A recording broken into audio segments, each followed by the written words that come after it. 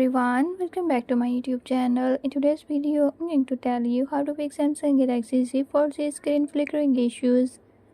But before we get started, make sure to subscribe and hit the notification bell so you never miss out on new videos and stay updated. Let's get started.